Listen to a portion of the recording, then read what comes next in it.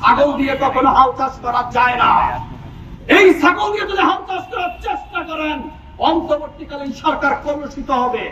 গত 53 বছরের বাংলাদেশের ইতিহাস, এই চামড়া শিল্প নিয়ে অনেক রাস্তায় দাঁড়িয়েছি, আমরা কথা বলেছি, সমস্যা সমাধানের অনেক উদ্যোগ নিয়েছে, প্রকৃত অর্থে সমাধান হয়নি। আমি বারবার বিভিন্ন সভা সেমিনারে বলেছি, একজন কৃষক 1 কেজি ধান উৎপাদন করে বিক্রি করে 20 টাকা। কত পরিশ্রম করে, কত কষ্ট করে সে প্রান্তিক লেভেলের একজন কৃষক 1 কেজি ধান বিক্রি করে 20 টাকা। অথচ একজন শিল্পপতি শুধু একটু পানি তার নিচ থেকে উঠিয়ে বিক্রি করে 20 টাকা। এই যে বৈষম্য, প্রান্তিক লেভেল আর দেশের শিল্পপতিরা আজকের সরকারকে কন্ট্রোল করে এটা আবার প্রমাণ করব। একজোড়া জুতার দাম 3000 টাকা সর্বনিম্ন এখন চামড়া, অথচ একটা চামড়া বিক্রি হয় 1,40,000 টাকার গরু আমাদের বিক্রি হয়েছে 400 টাকা চামড়া বিক্রি করেছি। আগে সরকারগুলো বলেছে সিন্ডিকেট দূর করতে পারেনি, আজকে তো কোনো সরকার নেই, আজকে জনগণের সরকারই বলা যায় অন্তর্বর্তীকালীন সরকার। অন্তর্বর্তীকালীন সরকারের কাছে প্রত্যাশা ছিল এই চামড়া শিল্পকে বাঁচিয়ে আগামী দিনে এই বাংলাদেশের শিল্পকে আগামী দিনে আমরা রপ্তানি করে একটা বিশাল বৈদেশিক মুদ্রা অর্জন করতে পারবো। অন্তর্বর্তীকালীন সরকারের প্রধান ডক্টর মোদী ইউনূসের উদ্দেশ্যে বলছে, ছাগল দিয়ে কখনো হাল চাষ করা যায় না।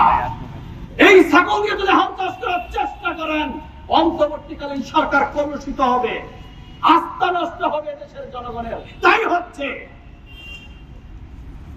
কোন বিপ্লবের পর সরকারের চরিত্র এটা হতে পারে না। রক্ত দিয়ে স্বাধীনতা এনেছে দ্বিতীয়বার, এই চরিত্র দেখার জন্য না। 300 টাকা 400 টাকা তার চামড়া বিক্রি হয়। যেই বাংলাদেশে এই সিন্ডিকেট ভাঙতে পারলেন না, অত্যন্ত পরিতাপের বিষয়, আমাদের হৃদয়ে রক্তক্ষরণ হয়।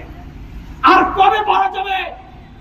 দলীয় সরকার আসলে সিন্ডিকেটের কবলের বাইরে যেতে পারে না।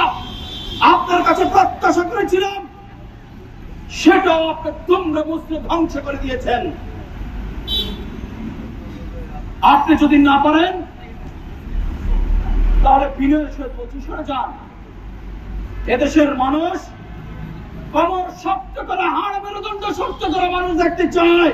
গত 53 বছরের কলুষিত সমাজ, বিকলাঙ্গ সমাজ ভেঙে দুমড়ে মুচড়ে এই তরুণ প্রজন্ম দেখেছেন গত 5ই আগস্টে, সেটা প্রমাণ করেছে এই তরুণরা অনেক শক্তিশালী, এই তরুণরা অনেক বুদ্ধিমত্তা। সারা পৃথিবীতে আজকে তরুণরাই নেতৃত্ব দিচ্ছে। বাংলাদেশের 60% তরুণ সমাজ, এই তরুণ সমাজ বেঁচে থাকতে ভঙ্গুর বাংলাদেশ দেখতে চায় না, এই বিকলাঙ্গ সরকার দেখতে চায় না।